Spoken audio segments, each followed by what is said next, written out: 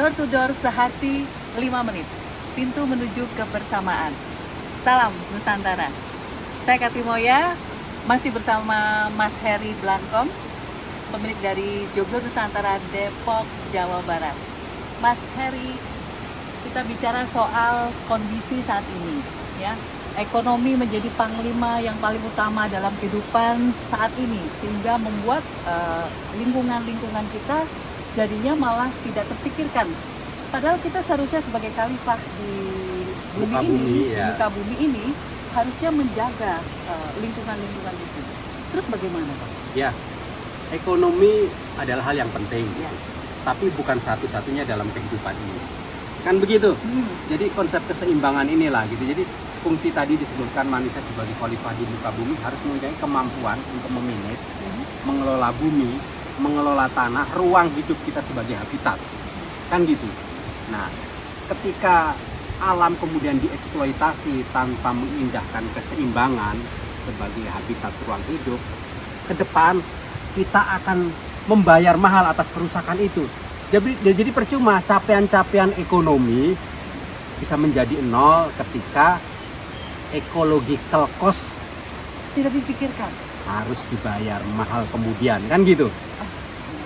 Ya kan, ngeri sekali gitu kan gitu. Jadi pertumbuhan itu dia penghasil oksigen, kita tahu gitu. Laut dengan ganggangnya ternyata pensuplai oksigen yang lebih besar daripada hutan, kan gitu. Tapi kerusakan di darat itu akan terus berpengaruh pada kerusakan di laut. Nah, kesadaran seperti ini ketika kita terjebak oleh ekonomi moneter gitu. Jadi kita tidak mampu memandang tanah dari perspektif ecological value gitu. Jadi nilai ekologi. Tidak semua tanah harus dipandang dalam perspektif komoditas. Iya, harusnya jadi komoditi. Tanah jadi komoditi hari ini kan gitu. Betul. Gitu. Lalu bagaimana dong untuk kita menyadarkan ke semua orang nih, agar untuk menyadari jangan jadikan tanah sebagai komoditas terus, tetapi jangan lupa sisi ekologinya itu tadi. Nah, hari ini semua orang berbicara tentang habitat, tentang isu perubahan iklim, tentang bahwa perubahan iklim ini akan mempengaruhi ketersediaan pangan karena gagal panen.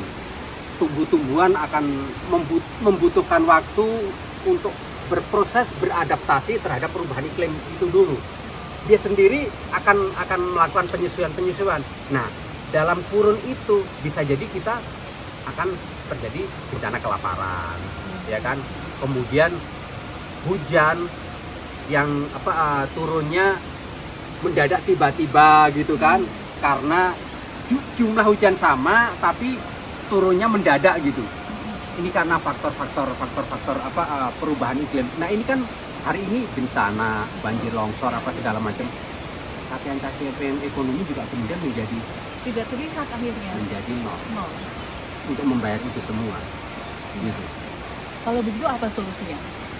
Nah, solusinya adalah kita terus melakukan penyadaran, kita duduk bersama gitu. Hari ini kebijakan pertanahan memang seperti itu, bahwa lebih melihat tanah sebagai properti, hak pribadi, kemudian menjadi komoditi. Kalau kita ingin merubah regulasi itu kan prosesnya panjang. Betul. Tapi itu tetap terus kita perjuangkan. Tapi solusi terdekat kita membangun kesadaran, partisipasi kolektif dari pribadi-pribadi, barangkali karena itu menjadi komoditi. Ya mari kita urunan untuk melakukan gerakan wakaf tanah untuk didedikasikan sebagai ruang terbuka hijau, gitu. Daripada kita menunggu perubahan undang-undang, ya kan, kemudian mengganti ini itu gitu. Itu tetap terus kita perjuangkan ya.